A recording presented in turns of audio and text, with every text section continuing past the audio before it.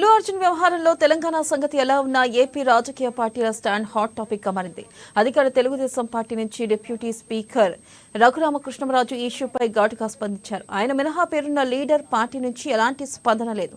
ద్వితీయ శ్రేణి నాయకులు స్పందించి అరెస్ట్ను ఖండించారు. దీనిపై మరింత సమాచారాన్ని మా ప్రతినిధి రాంబాబు అందిస్తారు. రాంబాబు, చెప్పండి. ప్రధానంగా చూసుకున్నట్టయితే ఇటు అల్లు అర్జున్ నిన్న ఏదైతే అల్లు అర్జున్ ఇంటిపై దాడి జరిగిందో ఆ విషయం అల్లు అర్జున్ ప్రస్తావించారు. ఎక్స్ ద్వారా ట్వీట్ కూడా చేశారు. సీఎం రేవంత్ రెడ్డి పేరు ఎత్తకుండా ఈ ఘటనను ఖండిస్తున్నామంటూ కూడా ఆయన చెప్పడం జరిగింది. ఈ నేపథ్యంలో ఇటు చూసుకున్నట్టయితే ఇటు ఏపీ నుంచి కూడా లీడర్లు సినీ ఇండస్ట్రీ ఏపీకి రావాలంటూ కూడా చెప్పడం జరుగుతుంది. అసలు దీంట్లో వాస్తవం ఎంత ఉంది? అలాగే చూసుకున్నట్టయితే ఈ టాపిక్ అనేది ఇటు పొలిటికల్ కి దారి తీస్తుంది అనుకోవచ్చా? వెన్నెల సినీ పరిశ్రమ అనేది తెలంగాణ నుండి ఏపీకి తరలిపోవడం అనేది సాధ్యమయ్యేటువంటి పని కాదు. ఎందుకంటే ఇక్కడ గత కొన్ని దశాబ్దాలుగా సినీ పరిశ్రమ ఇక్కడే హైదరాబాద్ కేంద్రంగా ఉన్నది. ఇక్కడ అనేక రాయితీలను కూడా గతంలో ఉన్నటువంటి కాంగ్రెస్ పార్టీ కానీ, లేకపోతే ఇటు తర్వాత తెలుగుదేశం పార్టీ ప్రభుత్వాలు కానీ, ఆ తర్వాత వచ్చినటువంటి బీఆర్ఎస్ ప్రభుత్వం కానీ, ఇప్పుడు ఉన్నటువంటి కాంగ్రెస్ సర్కార్ కానీ, ఏ ప్రభుత్వాలు వచ్చినా సినీ పరిశ్రమకు సంబంధించినటువంటి అంశంలో అనేక రాయితీలు ఇస్తూనే ఉన్నది. వాళ్ళకి సంబంధించినటువంటి వివిధ స్టూడియోలు నెలకొల్పుకోవడానికి కానీ, లేకపోతే ఇటు వాళ్ళకు చిత్ర పరిశ్రమకు సంబంధించినటువంటి షూటింగ్ల విషయంలో కానీ, అదేవిధంగా టికెట్ల పెంపు విషయంలో కానీ, బెనిఫిట్ షోల విషయంలో కానీ, ఇతర విషయాలు కానీ, సినిమా థియేటర్ల కేటాయింపుకు సంబంధించినటువంటి అనేక అంశాల్లో కూడా ఇటు సినిమా పరిశ్రమకు సంబంధించినటువంటి అంశంలో ఇటు ప్రభుత్వాలు అయితే సినిమా హీరోలకు కానీ, లేకపోతే నిర్మాతల మండలికి కానీ, దర్శక మండలికి కానీ, చిత్ర పరిశ్రమకు వివిధ రకాలుగా అనేక సహాయ సహకారాలు అందిస్తూనే ఉన్నది. ఆ పరిశ్రమకు తోడ్పాటును అందిస్తూనే ఉన్నది.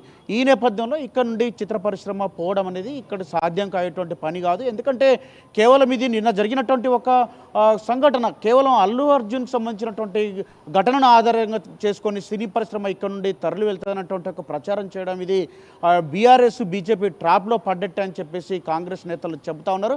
వాస్తవానికి కూడా ఇటు సినీ పరిశ్రమ ఇక్కడ వేలునుకుంది. ఇక్కడే ఉన్నటువంటి అక్కడ ఎక్కడైతే మద్రాస్ కేంద్రంగా ఉన్నటువంటి వాళ్ళందరినీ కూడా ఇక్కడికి ఆనాడు ఉన్నటువంటి ఎన్టీఆర్, అంతకంటే ముందున్నటువంటి కాంగ్రెస్ గవర్నమెంట్ కూడా తెలుగు పరిశ్రమను ఇక్కడ టాలీవుడ్ని ఇక్కడ నెలకొల్పేందుకు కృషి చేసినటువంటి పరిస్థితి ఉన్నది. అప్పటి నుండి కూడా ఇక్కడ అనేక ఆస్తులు, చిరాస్తులు అన్నీ ఉన్నటువంటి నేపథ్యంలోనే పరిశ్రమలు నెలకొల్పుకొని, ఇక్కడ స్టూడియోలు నెలకొల్పుకొని, ఇక్కడ నుండి గతంలో కూడా చంద్రబాబు నాయుడు అంటే రాష్ట్రం విడిపోయిన తర్వాత కూడా 2014లో ఇటు చంద్రబాబు నాయుడు కూడా సినీ పరిశ్రమ అక్కడికి రమ్మని చెప్పి 100 ఎకరాలు కూడా కేటాయిస్తామని చెప్పింది. ఆ తర్వాత వచ్చినటువంటి జగన్ సర్కార్ కూడా విశాఖ కేంద్రంగా 100 ఎకరాలు కేటాయిస్తాం, సినీ పరిశ్రమను ఇక్కడికి తీసుకురమ్మని చెప్పినా కానీ ఇక్కడ నుండి వెళ్ళేటువంటి పరిస్థితి లేదు. ఇక్కడ ఈ ఒక తెలుగు చిత్ర పరిశ్రమకి సంబంధించే కాకుండా ఇతర రాష్ట్రాలకు సంబంధించినటువంటి వాళ్ళు కూడా మొత్తం ఈ యొక్క హైదరాబాద్ అనేది ప్రధానంగా మొత్తం భారతదేశానికి ఉన్నటువంటి చిత్రరంగానికి సంబంధించినటువంటి ముఖ్యంగా హైదరాబాదు సేఫ్గా భావిస్తారు. ఇక్కడ ప్రశాంతంగా ఉంటుంది, మంచి ఆహ్లాదకరమైనటువంటి వాతావరణం ఉంటుంది. ఇక్కడ అన్ని సౌకర్యాలు కూడా ప్రభుత్వాలు కల్పిస్తున్నటువంటి దరిమిలా ఇక్కడ నుండి పరిశ్రమ పోయేది మాత్రం అసాధ్యమని చెప్పుకోవాలి. కొంత ఇది స్ట్రాటజిక్గా ఇక్కడ కొంతమంది ఆలోచిస్తున్నట్టు తెలుస్తూ ఉంది. ఎందుకంటే ఒక అల్లు అర్జున్ సంబంధించినటువంటి వ్యవహారంలో తదుపరి చర్యలు ప్రభుత్వం తీసుకోకుండా ఉండేందుకు, ఒక రకమైనటువంటి ఒత్తిడిని పెంచేందుకు అక్కడ ఉన్నటువంటి నేతలు కొంతమంది ఆహ్వానించేటువంటి పరిస్థితిగా ఉన్నట్టు కూడా అటు వివిధ ప్రజలు చెప్తా ఉన్నారు. ఈ ఒత్తిడి నేపథ్యంలో ఈ యొక్క కేసును మరింత జటిలం కాకుండా, ఒత్తిడి చేయకుండా ఉండేందుకు ఒక రకంగా దీన్ని ఉపయోగించుకోవాలని చెప్పి భావిస్తున్నట్లుగా ప్రజలు ఒక చర్చ జరుగుతూ ఉంది.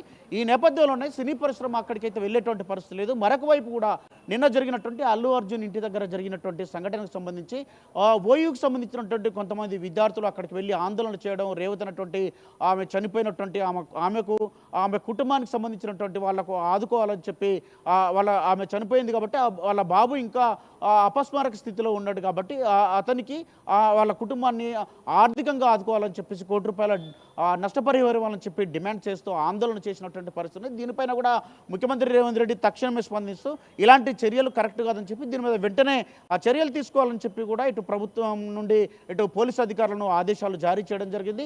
మరొకవైపు పోలీసు అధికారులు కూడా ఎవరు పడితే వాళ్ళు మీడియా ముందుకు రావద్దని చెప్పి కూడా ఆ సూచన చేయడం జరిగింది. అంటే ప్రభుత్వం అనేది కేవలం ఇది ఒక అంశంగా మాత్రమే చూసింది. ఎవరిని టార్గెట్ అనేది ఇక్కడ లేకుండా అక్కడ రేవతి అనేటువంటి ఒక ఆమె చనిపోతే కనీసం స్పందించలేదు, మానవతా దృక్పథం లేదన్నటువంటి కోణంలో మాత్రమే ఇక్కడ ఆ ప్రభుత్వం దీన్ని స్పందించి అక్కడ జరిగినటువంటి ఘటనకు ఒక సినీ పరిశ్రమనే కాదు రాజకీయ ప్రముఖులైనా ఇంకెవరైనా కానీ అలాంటి సంఘటనలు జరిగితే ఖచ్చితంగా కాంగ్రెస్ ప్రభుత్వం వాళ్ళకు అండగా ఉంటుంది. ప్రజలకు ఎక్కడ కూడా ముందు ప్రజలు ఆ తర్వాతనే విఐపీలు అని చెప్పి కోణంలో ముఖ్యమంత్రి స్పష్టం చేసినటువంటి నేపథ్యంలోనే సినీ పరిశ్రమకు కొంతమంది చేస్తున్నట్లుగా ప్రచారానికి ఇప్పటికిప్పుడు వచ్చేటువంటి ఎలాంటి ఇబ్బంది లేదని చెప్పుకోవాలి Vennela. Right, thank you Rambabu.